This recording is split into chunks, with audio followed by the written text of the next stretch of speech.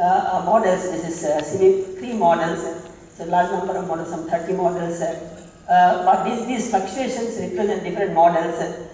So different models actually give different results. But if you take an ensemble mean of all these models, it tends to show that the mean, ensemble mean of the models tend to indicate an increase in rainfall about 8 to 10% in the next 50 to 60 years. But question is, can we actually trust this? I'm going to demonstrate that we cannot trust this, and I'll tell you why we cannot trust this.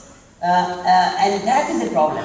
So even if I have an ensemble of models, and ensemble mean says something, the models should be, we must have some yardstick to trust those models results. And I'm going to show towards the later part that this is not trustworthy because of 2 things. Firstly, this average is the standard deviation of the model to model variability is as large as the signal or larger than the signal, and therefore that is one problem. But that is not the only problem. From the physics point of view also, there are issues that I will come to. So the other burning question. So even these projections are now being revised by a new set of models. These are no new models. This is called the CB5 model. This is where these models are going to go to the IPCC AR5 report.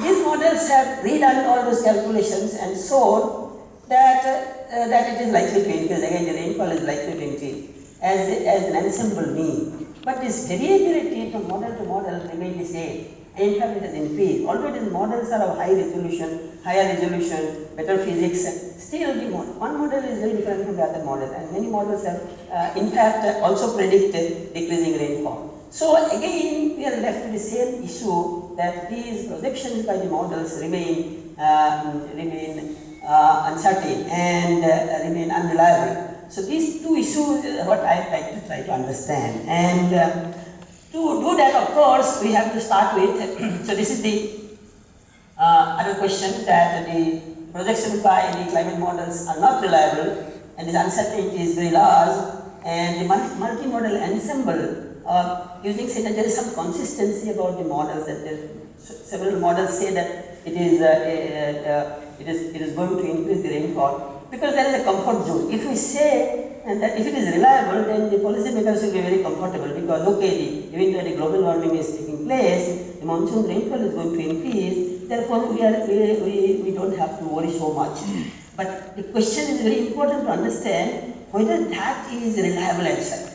What I am going to show you is that is not a reliable answer. So we cannot be in that comfort zone. We have to plan for the other possibility. In fact, I am going to show that, and I am going to argue that there is possibility that global warming can actually decrease the rainfall, and this is something that I am going to argue during this course of lecture. So, to understand all this, we have to have a framework of monsoon. How do we understand the monsoon? And how do we sort of visualize the monsoon? What are the main drivers of the monsoon? And then, based on what kind of a framework, we can try to understand whether these results are reliable or not. So, monsoon is essentially nothing but this a northward progression of what we call a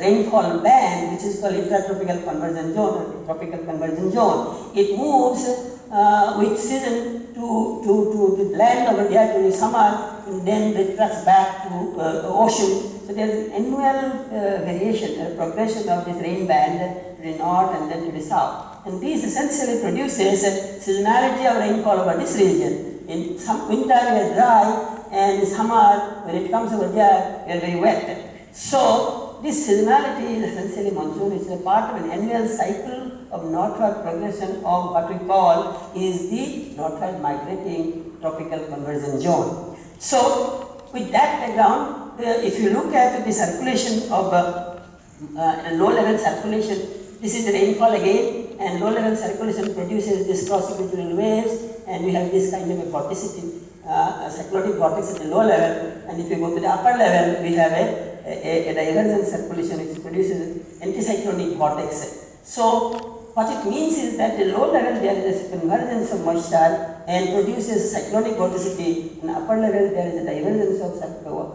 air which produces anticyclonic vorticity. So which means that monsoon circulation is very deep, and that if you take a cross section along this longitude and plot the vertical circulation, you can see that this vertical circulation is very deep. So monsoon is a very deep circulation, very deep system, and that is something is required to keep in mind because any theory that explains monsoon must explain that the monsoon is a deep circulation. So how the classical theory, I think all of you know that monsoon has been known as large scale sea breeze kind of a thing, because in the textbooks of geology and everywhere meteorology, it is written that because of the land ocean contrast, land gets very heated during summer and the ocean does not heat up that fast, so therefore ocean remains cooler. So there is a low pressure over land, high pressure over ocean. So the winds blow from the ocean to the land, and due to the rotation of the earth, they form the southwesterlies. And in the winter, something exactly the reverse thing happens. The ocean do not cool down that fast. The land cools down much faster because of the low heat capacity. So it becomes low pressure, high pressure over there, low pressure over there. The winds reverse. So these essentially has been known, considered as the basic model for monsoon. But this model is wrong, because if you look at during this monsoon season, after the onset of monsoon, what happens is that this is the surface temperature over everywhere. This is India, and the surface temperature in July, for example, is colder over land than in the ocean. So what happens is that after the rain takes place over the land evaporates and cools down, and then rain keeps taking place, and therefore land remains colder than the ocean. Ocean doesn't cool down that much. So therefore the surface temperature gradient, that in the pre-monsoon time land is hot, the monsoon is initiated, but after the onset has taken place, the land cools down and remains cool during the monsoon season. Therefore the land surface temperature gradient remains opposite, and still monsoon remains strong. So that cannot explain the monsoon. So therefore something else has to explain the monsoon, sustenance of the monsoon. And that is essentially, instead of the surface temperature gradient, if we think about it, actually monsoon is governed by what is called meridional gradient of the tropospheric heating. It is not the surface heating. Heating in the atmosphere itself. If the atmospheric heating is strong to the north, that produces a tropospheric heat source to the north, and heat sink to the south over the ocean.